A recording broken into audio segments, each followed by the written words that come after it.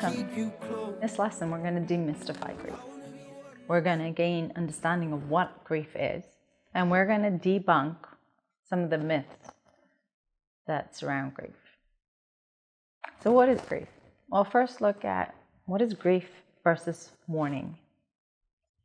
Grief can be defined as the internal expression of grief, of sorrow after a loss.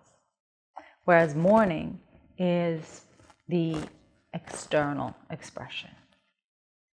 Now, it's extremely important to make a note that everybody grieves differently.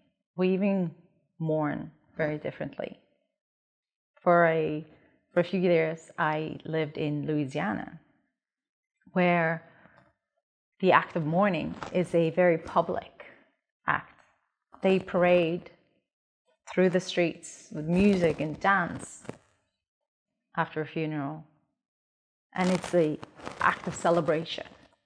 As a Norwegian, that is very different from how I was brought up to do it. Here in Norway, it's a very hushed event. It's a very calm, somber event. We have a funeral, people barely speak, everybody's sad, so they're complete opposite. Now, neither is wrong or right. They're just different ways to do it. The main point here is that this is what we call mourning.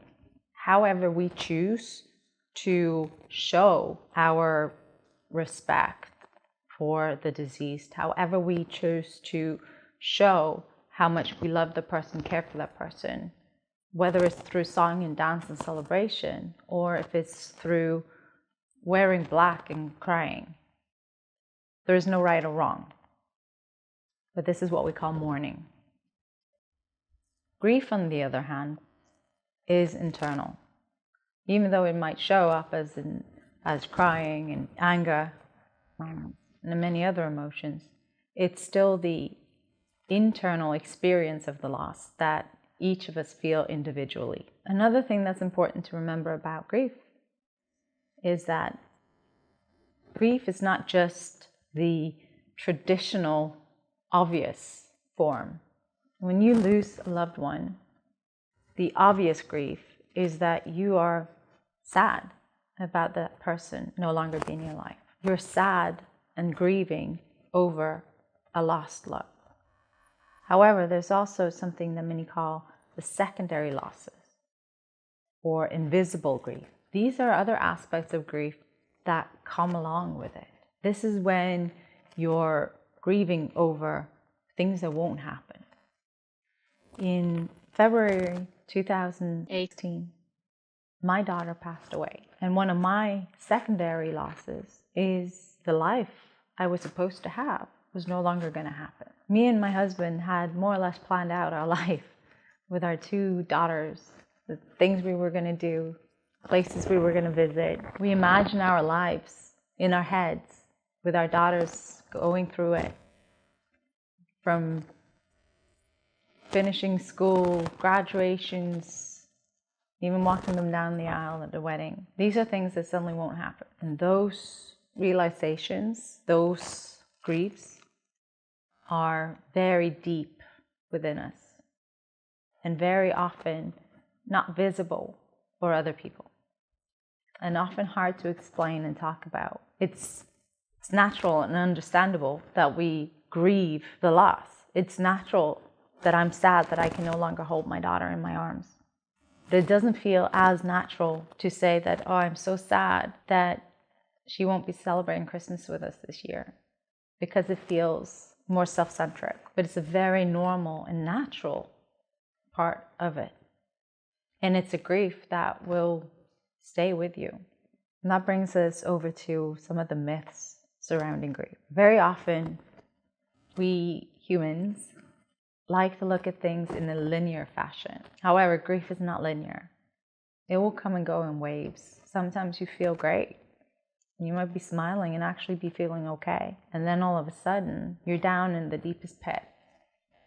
And to an outsider, it might not make sense at all, because one moment you're laughing, the sun is shining and everything is great, and then all of a sudden the person is crying and depressed. It's hard to follow these waves, but it's an important way to experience our emotions. And it's important that we learn to actually ride these waves of our emotions instead of trying to suppress them.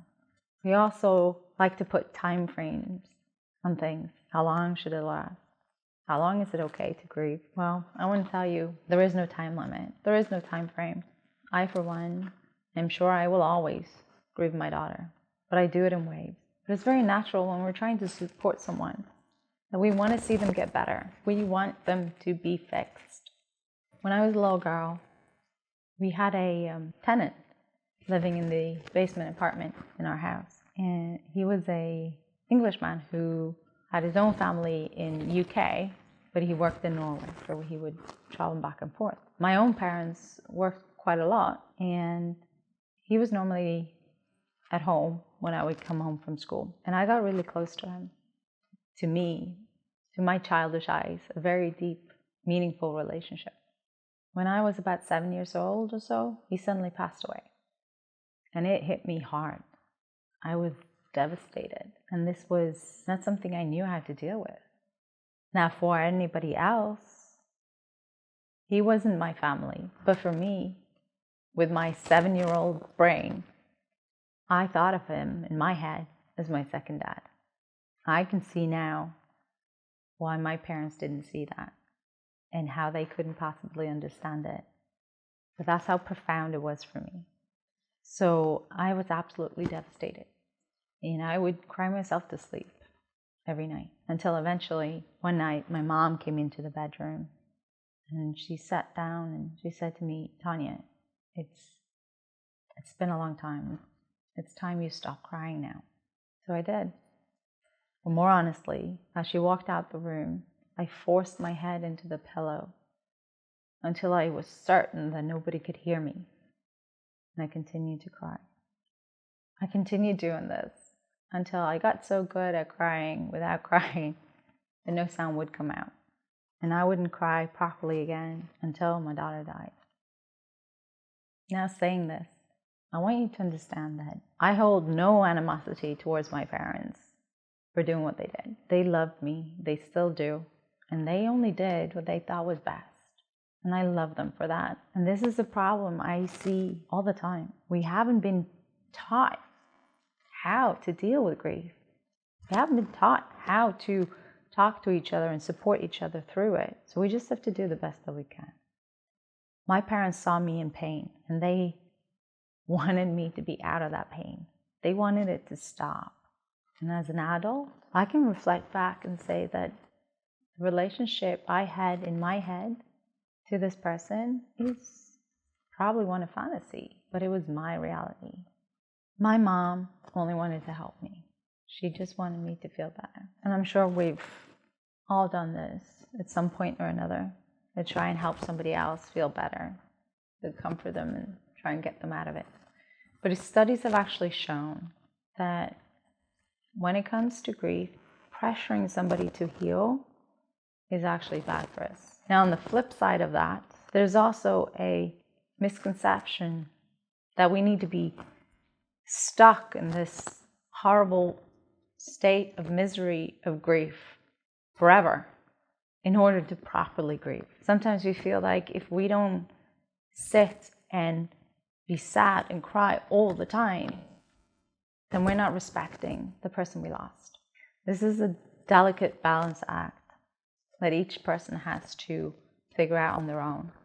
But there are actionable tools that we can use along the way, which we will cover in later lessons. But for now, just know that each person's experience of grief is unique. We all need to find our own way to deal with it.